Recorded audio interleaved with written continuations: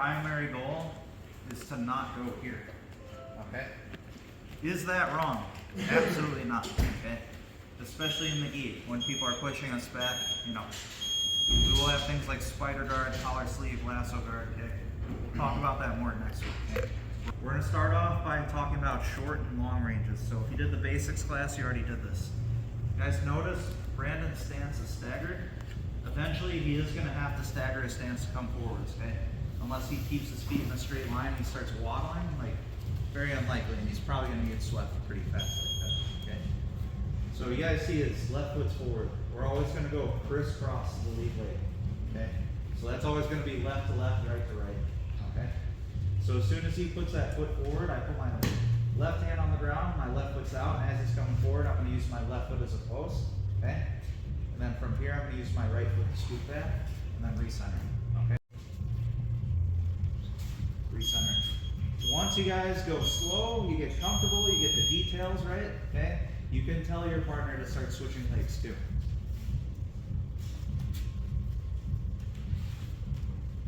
And if you ever fight MMA, okay, or you're just looking to stand back up and wrestle, that's where we go back like the basics class and just hit a technical stand up, okay? Obviously very good for self-defense as well. Now, one other thing here. Why, like, put that foot forward. Why am I doing it this way, okay, and not this way? Who knows? I'm giving up my back, okay? So if I do the inverse, I cross post with my outside leg and I start to move away, that's where he's going. You are going to give up your back. So that's why I'm very specific that you're using the inside leg to crisscross. You guys always hear this when I coach you. I say, when you're playing guard, I always yell at you, I'm like, hips in front, center up, center up. Look at our chests, they're aligned here. So if I stay here, my chest is always in front of his chest. We're always aligned. Short range, to me, would be if Joe took that lead leg and he stepped past the line of my feet, okay? Now we're starting to look at getting our guard pass, right? His knee could go to my chest, it could go to either leg for different styles of guard passing. If I don't do anything here, this is what's gonna happen. He's gonna keep coming forwards, and in some matter, he's gonna drive me back, okay? Not only am I losing my seated guard, I'm potentially getting my guard pass now. This is no good. All right. The problem here is if he's stepping here ahead, this is going to be difficult. Okay. Especially, he's going to be stepping here quickly a lot of times. So I can't use my leg any longer. I need to use my hands now. So a very good substitute here is what we call like a double thumb pose. Okay. So as soon as he steps in, I'm going to catch that leg with both hands. Okay. I'm going to switch back to my second posture. Okay. Just like the foot, this post is helping me keep his leg at bay. I scoot back. And one last concept we're always trying to keep here is both feet on the inside of the legs, okay?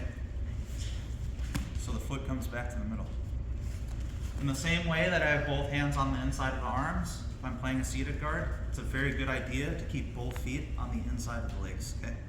Joe just takes one step in.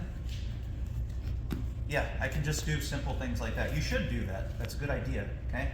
But if he's aggressively stepping in, I need to catch and I need to post this hand, okay? I can't move backwards without this hand on the ground in a quick manner. I got like this, and he's gonna beat me if I do that, okay? So remember, you gotta switch to that second posture here if he's really stepping in, really come forward. You guys see what happened there? As soon as I did this, I still got a lot of space with my hips, and that allowed me to get my foot back in a safer manner. So if Joe goes this way, I am going to switch to that second posture, but look at the way I'm turning, okay? A lot of you do this, and if he keeps going, by the time I'm facing him, it's too late. He has a good angle on me, right? So this is really the detail I want you guys to focus on for this drill.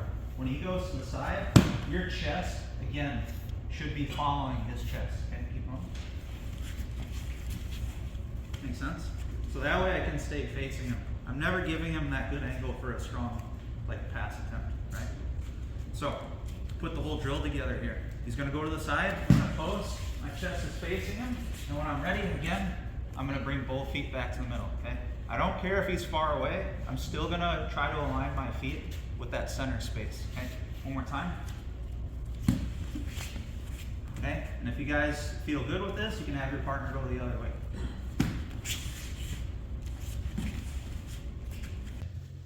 So when you do this drill, and when you do this for real, you shouldn't just be here, watch, he comes around, you should be scooting back as well, right? Whether it's the first drill, you should be scooting back. Whether it's the second drill, you should be scooting back. Or whether it's the third drill, you should be scooting back. You should always be making distance so you can reset your guard and again, start entering into your attacks on your own terms. Does that make sense? It's a grip fighting drill, okay? We're gonna go all the way from the neck down to the ankles here, okay? So he's gonna grab the back of my neck first. The habit we're trying to enforce here is we're never letting him keep a grip, okay?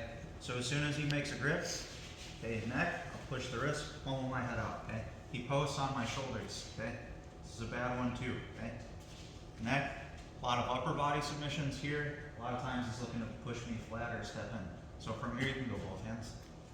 1, 2, and we're always maintaining our balance and our posture here. Okay, balance meaning we're not going back this way.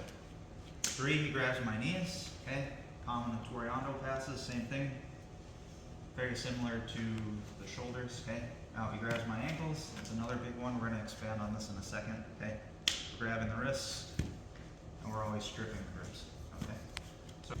So we're gonna talk about one principle here that's gonna go across all of our guard retention, which is what we call leg pummeling, okay? So just gonna lift up my ankles. I'm gonna bear my heels down into those grips to support myself. Now watch, to return, one leg at a time, all I'm gonna do is bring my foot up, bring it back to the floor, bring it back to the floor, now we're in the same spot, okay? He lifts, curling my heels. If I don't curl my heels and I try to do it, he's gonna win that battle and he's gonna push me over easier, or just like throw my legs by and try to kind of a crappy pass, okay?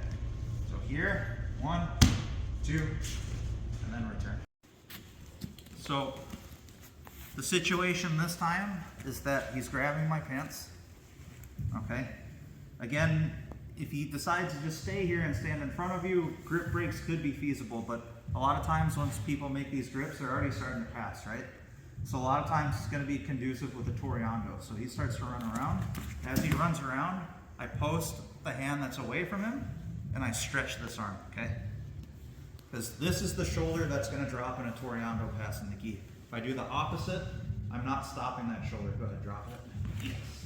That's what's gonna happen. So if I have this hand, go ahead, do the same thing, okay? You can keep following me. Eventually, yeah, he's gonna kind of lose that battle. What kind of grip do I want to use on the sleeves, okay? I would generally prefer my normal like cuff grips here, like the spider guard grips, okay? But this is one of the only times, in my opinion, where it's reasonable to use that pistol grip, okay? So if he grabs my pants and he already starts going, I don't have a lot of time to put my thumb in the sleeve and roll the sleeve out, okay? So a lot of times it can be a good thing here to just grab a wad of gi and punch. This is still a very strong post against this grip. So if you guys don't know what a pistol grip is, it's like you just wad the gi up here and I guess that's how you hold the pistol. Okay. So here. Does that make sense? So if he comes around and let's say he goes all the way to his knees for a Toreando, it is still possible here to kick my legs and use this to come up, okay? The closer his head gets to my head, okay? The harder it's gonna be for me to turn my chest towards him in time, right? So, you know, back to things like turtle escapes especially, so if Joe comes back to the same position, that's when we can go back to previous lessons and use different movements to face as well. But again, those are great, I like to use them a lot, but those should be saved for further down the line of the scramble, if that makes sense. Go off of creating distance here. When he starts to come in again, this will give me better entries for things like wrestle ups, okay? One of the obvious ones for a lot of you here, especially you X-guard players, is when he steps to the middle. We can catch here and come here. That's a very solid entry for something like a shin-on-shin guard, okay? So those are just a few examples. Let's do this really slow. Joe starts to go this way. Okay, he knows he's losing the position. He starts to step back this way. Okay, a lot of times, that's when we can catch them in transition with it. This is a reasonable time to try to break pant bursts. I don't need to worry about big explosive lateral movements, okay? If she pops up to her feet at any point, I will switch back to that other strategy that we're working on. So, here, let's talk about a very simple grip break. A lot of you have probably seen this, and this is for different things like spider guard. You'll grab a sleeve, you'll extend your leg, and you'll kick away, okay? But especially with something like a low cuff grip, she has good flexibility in her wrist. It's very easy to follow this, and again, I'm potentially just putting myself in the previous situation, right? So something that's going to be a little more reasonable is to actually use your elbow versus your hand, okay? This goes back into that armbar situation. My elbow's a lot stronger than my hand. So what I'm going to do here, let's say I want to break this side first. I'm going to post my other hand on the shoulder, or again, get a collar grip, and I'm going to bring my elbow around her wrist, okay? Now to support a good strong angle, watch, I'm going to drop my opposite knee. This is where you'll feel this about to get snug. And when it gets snug, that's good. That means there's tension, the grip's going to break. Just like that, okay? Then I can switch sides, post, collar grip, whatever you like to do. 1, 2. So here, I don't want her collapsing on me, I don't want her closing distance, so I'm always using this hand here. Here, make sure you guys are turning. If you do it here, it's difficult. You're very crunched up. Drop to that second posture, then strip, okay? Block here, same thing on the other side, strip. And the more she does that, the more frustration you're gonna build, and then eventually, again, arm drags, collar drags, guillotines, whatever you like to do. Make sense? Cool. So Brandon's gonna slide that knee to the middle. Okay. From here, what I want to do right away is switch once again to that second posture, so my chest is facing his. So hand on the floor, and my other hand is doing most of the work here since he's on his legs now. I need to worry about his chest, not his legs, right? So from here, we can either post on the shoulder quickly, or if you're into it, you can take the time to make a collar grip and stiff arm. If you do make a collar grip, you got to make sure you're at the collarbone or higher, okay? Now, what we're trying to do is, again, like on the feet, we need to get this foot back to an inside position. So from here, what I'm going to look to do is extend the collar grip or the post on the shoulder. This is what you're going to do in nogi. Use my hand to scoot back. And now, very important, this is where I'm going to use my foot. If I just go to bring my foot back in, Brandon's just going to keep coming forwards. And that's going to be very difficult, okay? Especially if you're not flexible. So here, I'm going to make a post on his hip. So now if he tries to come forwards, look, it's very simple to get that foot right back to the middle, okay? So people are like bringing this foot to the hip, okay? A, my foot's already in the position I want it. B, if I go to bring this foot to the middle now, Grant can still move this knee forwards. See?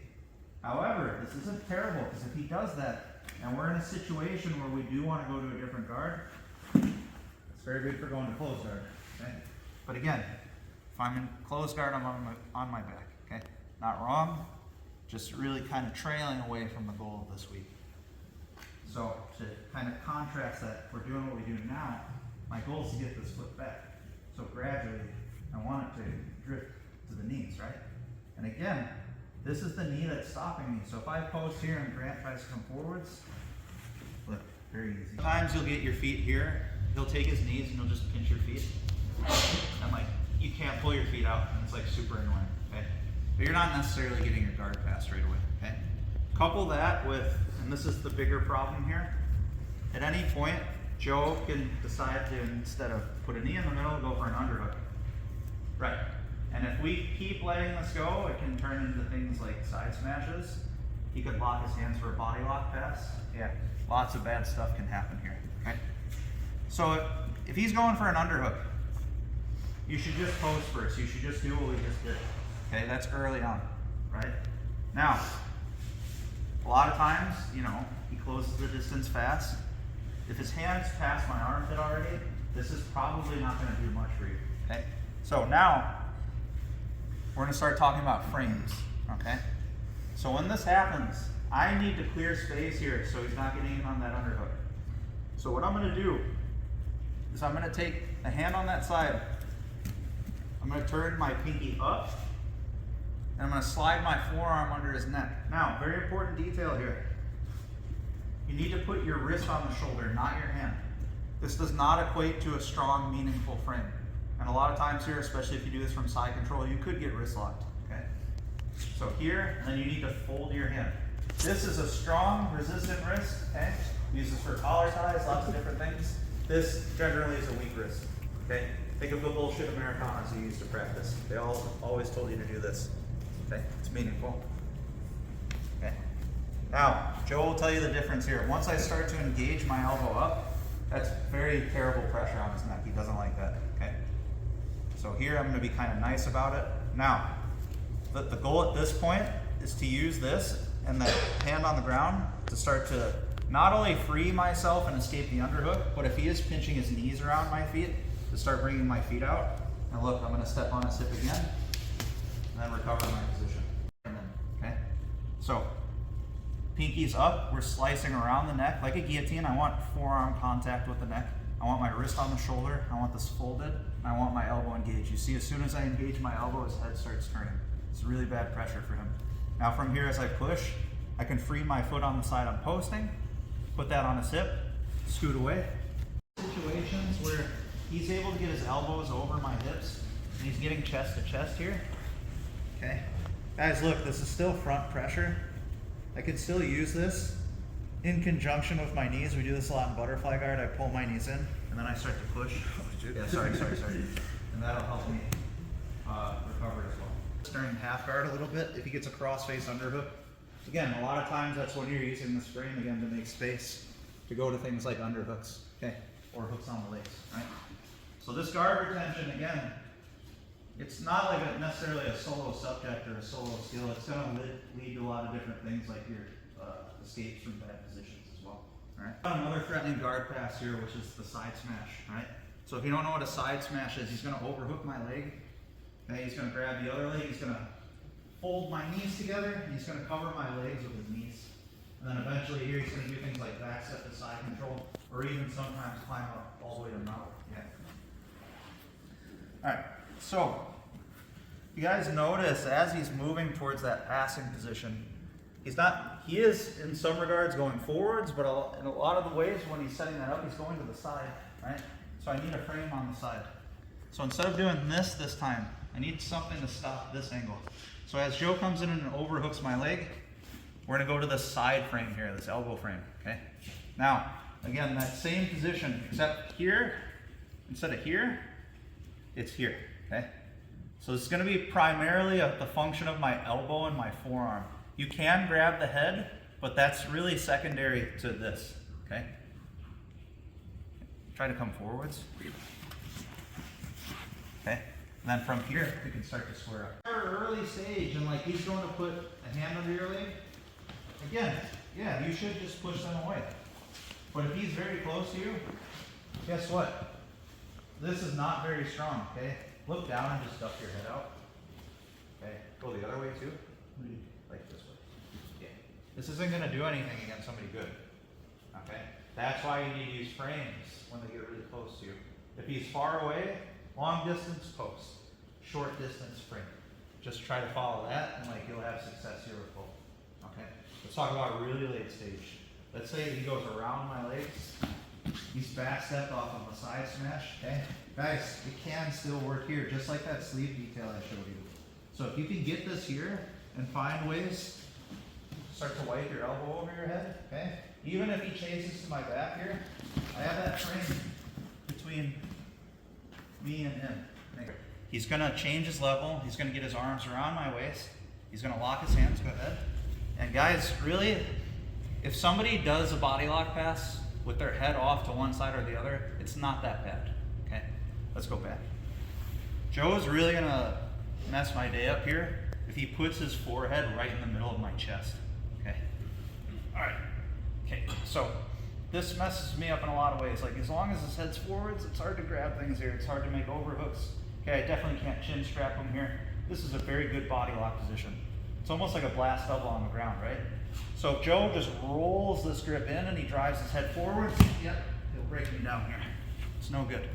All right, so first thing is to get that frame, we need to get rid of the head. Okay, this is the central problem right now.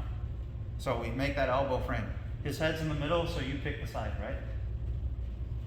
Okay, guys, see, this is really gonna tell you what your elbow and forearm's doing. I really need to wedge this in. This does not do anything right now. This is why I say don't worry about your hand here. It's all this, okay? Now with this collar tie, this elbow frame, acting like a collar tie, almost like you're sprawling on a single leg, I'm gonna use this to pass his head off to the side, okay? Now, this is putting me in a much safer position, okay? I have a free hand here. I'm gonna cover this arm. Now, this is gonna be the only thing we do this week that kind of resembles an attack, okay? There's no good grip breaks for a body lock pass. This grip is behind you. That's why it's so effective in a lot of ways, right? So really the key to breaking the grip here and escaping this is off balancing him, so he has to break his own grip, right? So we're gonna use a basic butterfly off balance to do that. So we're gonna go back to that sumigeishi. On the side, I have the collar tie. I'm gonna keep a butterfly hook. I'm gonna drop my left toes to the ground. Now when I go to off balance, it has two choices: hold on to the body lock and get swept, or try to let go in post. And when he lets go in post, I get what I want, which is an escape, right? So let's just take a look first if he keeps his hands locked. When you do this movement, you are not kicking with this leg. It's dangerous. You could injure your own knee. You're pushing off the ground with your bottom foot, okay? As you turn to your side. See, if he holds on, there's nothing to stop himself from falling over, okay? And honestly, if you guys do a good enough job here blocking, even if he does let go, sometimes you can just keep the arm here. Now, let's talk about what can happen a lot of the times, all right? This is really the goal here.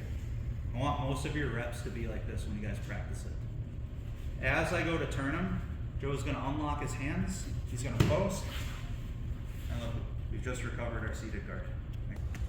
Again, I want to reinforce this because it's really important. You could injure yourself like this, especially if you're doing it to somebody big. You do not butterfly sweep people by kicking this leg. That's one of your legs versus somebody's body weight. That's a very good way to like tear your knee up, okay? We want to sweep with our hips, not our leg, okay? So whenever you do this, it's this foot. And we're doing this. Say he puts his head off to one side for me. Guys, don't do this. Don't try to go onto this side and pass his head all the way over here. Even if he's like, his intention is to not let you, there's not enough space here, like if he's holding on really tight, to try to pass this to the other side. It's probably not gonna happen. If he puts his head here, he has just told you which collar tie to use. You just go to that side. Let's just take a look first at like a full side smash here. So Joe holds my legs. He gets me in the position here, he's got me flattened out, okay? So a lot of times it's gonna look something like kicking your legs, building up here, okay? And really using this frame to get your hips out like we just did. Even worse, like let's say Joe already backstepped and he already passed my guard, okay? A lot of times we're using this movement to make hooks over, make hooks under, okay? And doing whatever we need to do to face, okay? And a lot of times from here, he's still being forwards aggressive, okay? On the subject of Marcel Garcia, a lot of times is where you'll pass the head. You'll feed to things like the front headlock, the guillotine, okay? Or kind of what we're gonna do next, good off balances for butterfly sweeps, okay?